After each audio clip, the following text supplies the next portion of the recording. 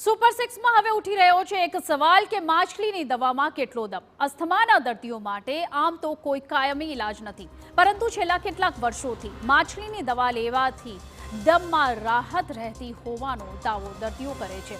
વ્યારામાં પણ આવો જ એક કેમ્પ યોજાયો, પરંતુ સવાલ એ છે કે શું ખરેખર દવા તરીકે માછલી લેવાથી દમ મટે છે ખરા?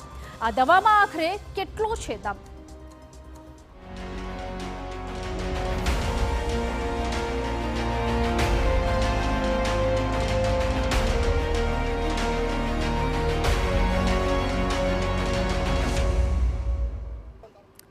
આ દ્રશ્યો છે તાપી જિલ્લાના વ્યારાના, કે જ્યાં એક પછી એક દર્દીઓ દવા તરીકે ગળી રહ્યા છે માછલી। આ દરેક દર્દીઓ અસ્થમાના રોગથી પીડાઈ રહ્યા છે અને દવા તરીકે માછલી ગળી રહ્યા છે। આમ તો અસ્થમાના રોગનો કોઈ કાયમી ઇલાજ નથી, પરંતુ છેલ્લા કેટલાક વર્ષોથી માછલી દવા તરીકે લેવાથી અસ્થમાની બીમારી દૂર થતી હોવાનો જે દાવો છે તે અહીં કરાઈ રહ્યો છે અને આ માન્યતાને કારણે દર વર્ષે અનેક લોકો આ દવા લેવા ઉમટી પડે છે। તાપીના વ્યારામાં મિલન યંગ ક્લબ દ્વારા દર વર્ષે અસ્થમાના દર્દીઓ માટે વિશેષ કેમ્પ યોજવામાં આવે છે, જેમાં ગુજરાત ઉપરાંત મહારાષ્ટ્ર, મધ્યપ્રદેશ, રાજસ્થાન સહિતના રાજ્યોમાંથી મોટી સંખ્યામાં દર્દીઓ અહીં ઉપસ્થિત રહે છે અને માછલીની દવાથી અસ્થમામાં રાહત મળતી હોવાનો દાવો પણ કરે છે। હું વલસાડથી આવું છું અને છેલ્લા કેટલાક આઠેક વર્ષથી દર વર્ષે આવું છું। મારી મિસિસને અસ્થમા છે। ડૉક્ટર મારા મિસિસને કીધું કે લાઈફ ટાઈમ ઇન્હેલર લેવું પડશે, પરંતુ હવે લગભગ છેલ્લા 4-5 વર્ષથી ઇન્હેલર લીધો નથી, એટલે આ દવાની ઇફેક્ટ તો સારી છે એવું મને લાગે છે। જે 45 વર્ષ પહેલા અમારા પટેલ ફળિયામાં ફરીદ ખાન, કાલે ખાન પઠાણ જે હતા, એમના પપ્પાને એક ફકીરી ઇલાજ વારસાગત મળ્યો અને એ વંશ પરંપરાગત આજે 45 વર્ષથી વિના મૂલ્યે સેવા ભાવથી આ યજ્ઞ ચલાવવામાં આવે છે। આ મચ્છી દ્વારા દમ અસ્થમા નિવારણ જે કેમ્પ યોજવામાં આવે છે, તેમાં દર વર્ષે 2000 થી 2500 જેવા લોકો આનો લાભ લે છે। આ ક્લબ દ્વારા અસ્થમાના દર્દીઓ માટે આ ખાસ દવા તૈયાર કરવામાં આવે છે, જેમાં ગુગલી નામની માછલીમાં આયુર્વેદિક દવા મૂકી દમના દર્દીઓને વિનામૂલ્યે ગળાવવામાં આવે છે।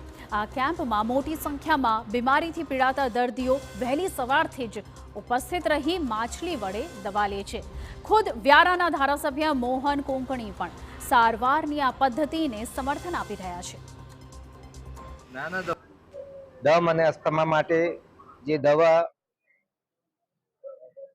અસ્થમા સારો થાય, દમ સારો થાય, એના માટે જે માછલી દ્વારા લગભગ સમગ્ર ગુજરાતમાં આ એક પ્રથમ જે ક્લબ જે ચલાવી રહ્યા છે, એક સેવા કાર્ય।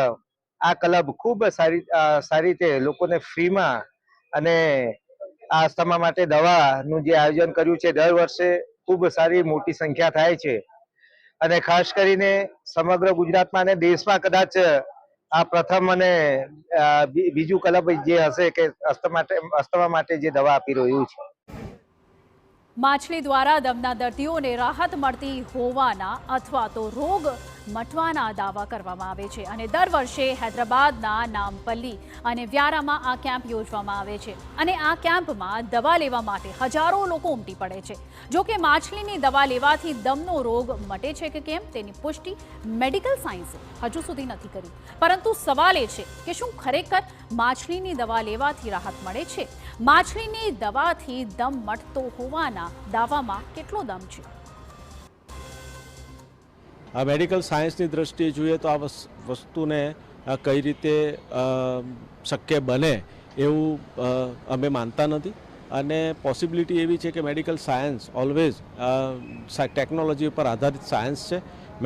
મેડિકલમાં ઓલવેઝ એવું થઈ શકે કે તમે કોઈ મેડિકેશન લીધા પછી તમને અસ્થમાની બીમારી માટે તમે ટ્રીટમેન્ટ કરાવો એ યોગ્ય છે, પરંતુ આ જે વાત થઈ રહી છે એ કદાચ શ્રદ્ધાનો વિષય હોઈ શકે, પરંતુ આ શક્ય જ નથી અને આવું કરવું પણ ના જોઈએ એવું અમારા તરફથી લોકોને અપીલ છે. દમ અને અસ્થમાના દર્દીઓ હોય, કેટલા સમય સુધી આ દવાઓની જરૂરિયાત રહેતી હોય છે? શું એક દિવસ માછલી ગળવાથી આ રોગ મટી શકે છે?